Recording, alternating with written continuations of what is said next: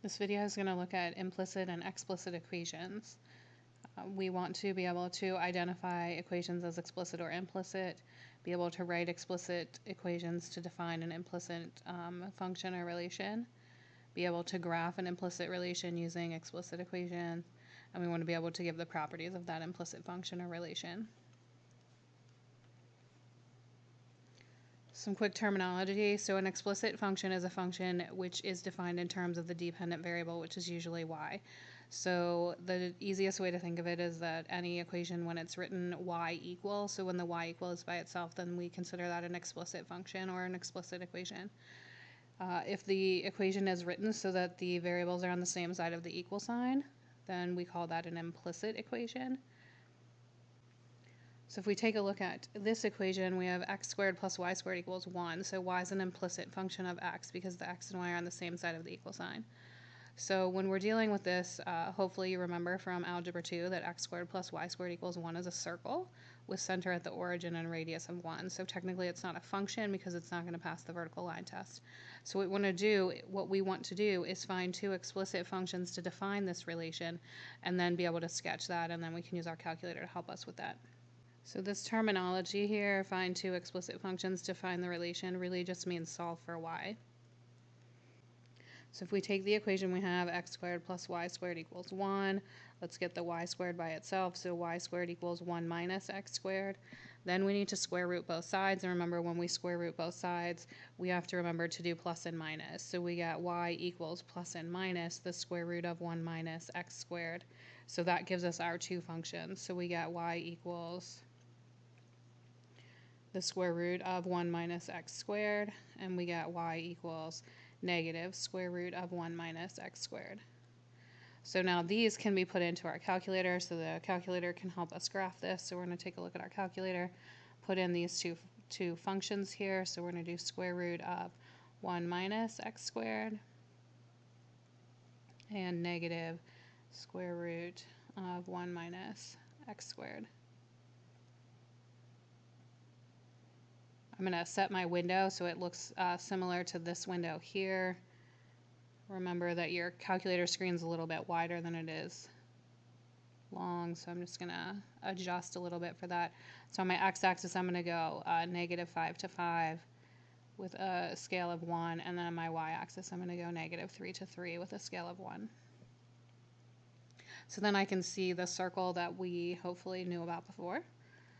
So when I graph this part, I'm going to get the top half of the circle, and then when we graph this part, we're going to get the bottom half of that circle.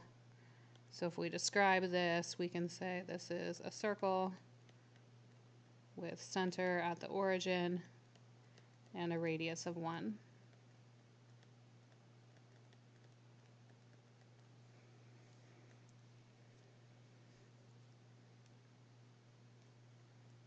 So here's another example. We have x squared plus 2xy plus y squared equals 1. So we, again, want to find two functions to define this and to graph those. Starting with our original equation, remember our goal is to get y by itself. When you have two terms that contain y in them that cannot be combined together, so in this case we have a y squared and we have the y, what we have to do is do some factoring so that we can get this down to a place where we only have one y. Hopefully you recognize this as a perfect square trinomial. The first and the last terms are perfect squared, x squared and y squared. The middle term is the square root of the two first and last terms multiplied together and doubled. So we know that this factors into x plus y quantity squared equal to 1. Now at this point we can square root both sides. So we square root both sides and we get x plus y equals plus or minus 1. So remember, when you square root both sides, you always get plus or minus on the other side. And then finally, to get the y by itself, we're going to get y equals negative x plus or minus 1. So again, we've got our two functions, y equals negative x plus 1 and y equals negative x minus 1. Again, if we use the calculator to graph these, we've got negative x plus 1. We've got negative x minus 1. I'm just going to reset my window to our default window. and we can see that this actually gives us a graph which is two parallel lines. I'm just going to grab this graph here this time.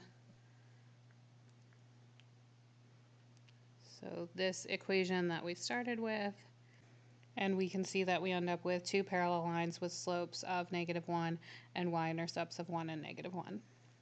Last example here, we have, again, describe the graph of x plus y squared equals 8 and find two functions to define them.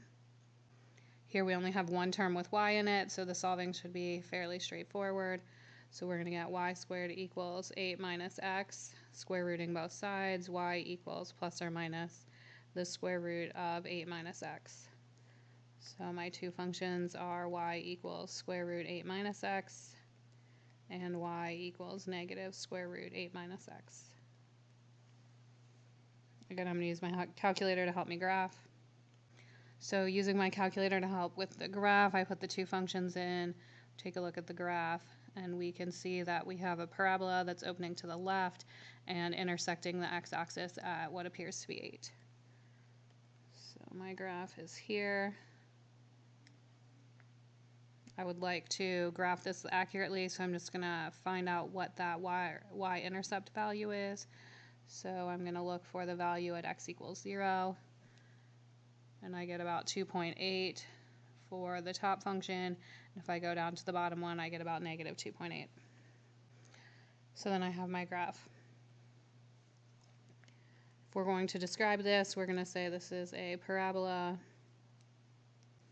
So describing this, we're going to say this is a parabola opening to the left with vertex at 8, 0.